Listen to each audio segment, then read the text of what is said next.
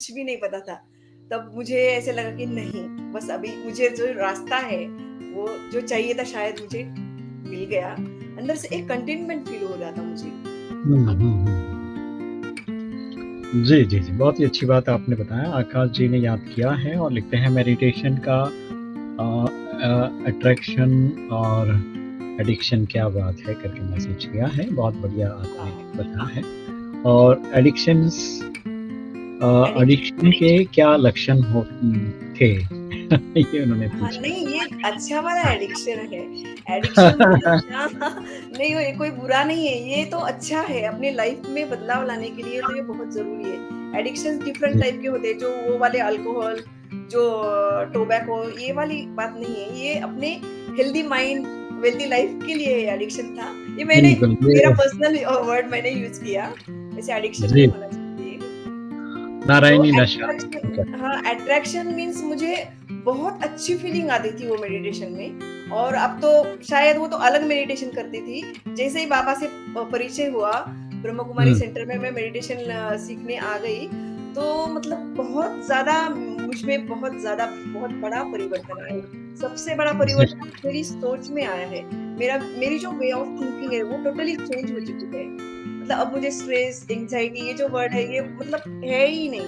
यहाँ से बहुत ज़्यादा हल्के मतलब सिचुएशन हो, उसको हैंडल करना बहुत ही ईज़ी और आसान हो जाता है। जी, जी। बहुत अच्छी बात आपने बताया।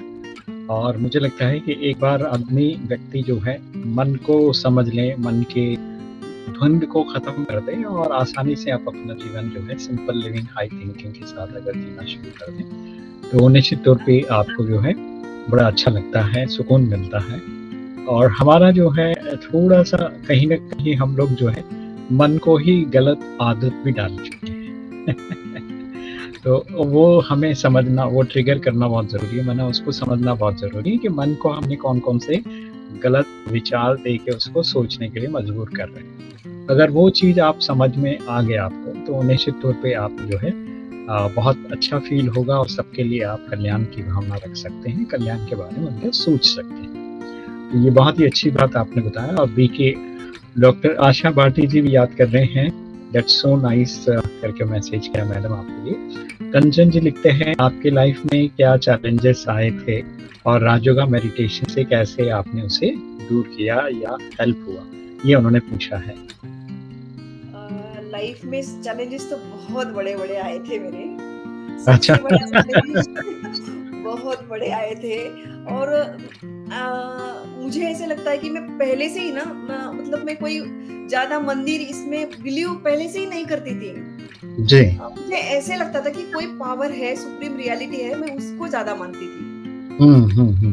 तो मुझे ऐसे लगता है कि मैं जब भी मेरी ये स्पेशलिटी है कि मैं जब भी मंदिर में जाती थी, तो मैं भगवान से तब तो कुछ कांसेप्ट क्लियर ही नहीं थे, भगवान क्या है, देवी-देवता क्या है। तो मैं बस मेरी मन और बुद्धि को वही बस इतना ही माइंड और इंटेलेक्ट के इसके लिए ही माँगती थी। कभी भी अपने लिए कुछ भी, कभी भी और आज भी नहीं माँगती। क्योंकि मुझे वो शक्ति है और उस पर मुझे तब से भी विश्वास था। और अभी तो बस सब कुछ ऐसे लगता है सब कुछ ही मिल गया है। अभी तो बहुत कुछ लाइफ में बदलाव आया है। तो चैलेंजेस मुझे मतलब आई थिंक जब मैं एजुकेशन ले रही थी तब से ही मुझे चैलेंजेस आए लाइफ में। बहुत मुझे स्ट्रगल करना पड़ा। इवन मैं जहाँ पे जॉब करती थी वो मेरे घर से 500 किलोमीटर दूर था। तो मुझे मतलब बहुत फैमिली के लिए भी स्ट्रगल्स आए और फाइनेंशियल इश्यू भी बहुत सारे आए थे मुझे।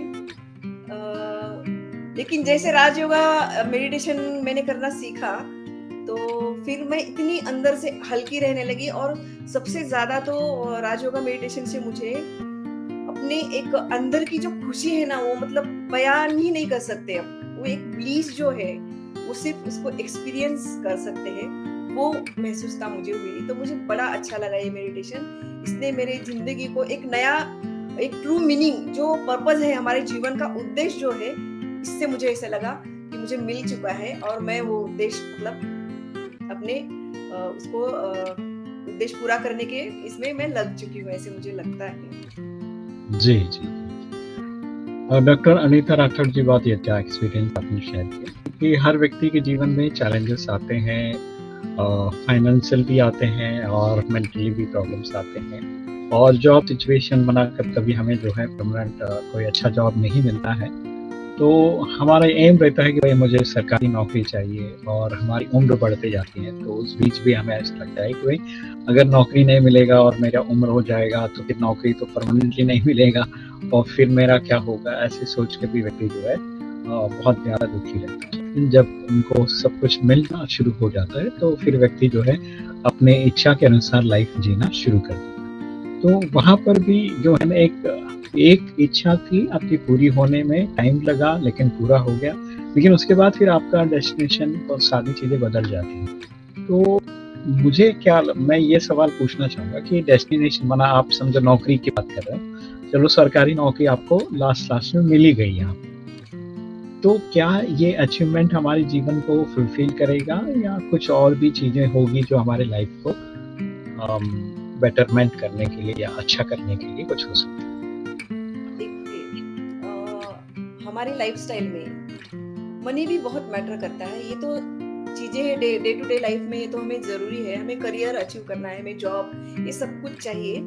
लेकिन आज हम देख रहे हैं आज की जो लाइफस्टाइल है इतनी रोबोटिक और मैकेनिकल हो चुकी है। हर व्यक्ति रेस में भाग रहा है। ठीक है, धन कमाना, सक्सेसफुल होना, ये सब कुछ अच्छा है, लेकिन सक्सेस मैं उसको नहीं मानती हूँ। धन को या अचीवमेंट को मैं तो सक्सेस नहीं मानती हूँ। मुझे ऐसे लगता है कि आप अंदर से कितने खुश हो, मेरे लिए सक्सेस की डेफिनेशन ये है। आज देखते हैं कि आज लोग हाईली सक्सेसफुल होने के बावजूद भी रात में स्ट्रेस और डिप्रेशन की उनको मेडिसिन खाना पड़ रहा है। कहीं ना कहीं व्यक्ति अंदर खाली है। तो ऐसा क्यों हो रहा है?